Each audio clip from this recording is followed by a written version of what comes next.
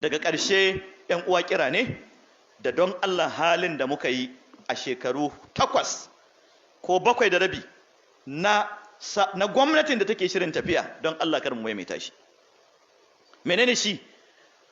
Kullum malamai suna faɗa mana akan mimbari, kar ka yadda ka ce akwai wani in ba shi ba zai gyara Najeriya ba.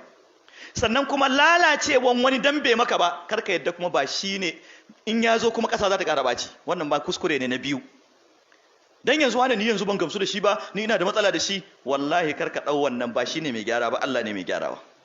Yanzu kan ba delegate sun yi abin da za su yi ba, tunda an cuce mu ba a bar mu mun yi direct primaries ba, da an bar talaka ne ya zaɓa za a ce masa ga wanda ya dace ko wanda yake zaton alheri. To sun je sun yi abin da suka yi, ya Ubangiji, waɗanda aka zaɓan nan Allah ka zaɓar mana wanda ya fi mana alheri. Ya Allah, duk wanda ka kawo, Allah ka sa da shi za ka gyara ƙasar nan. Zan ba da misali ɗaya. Annabin Allah ya aiko shi da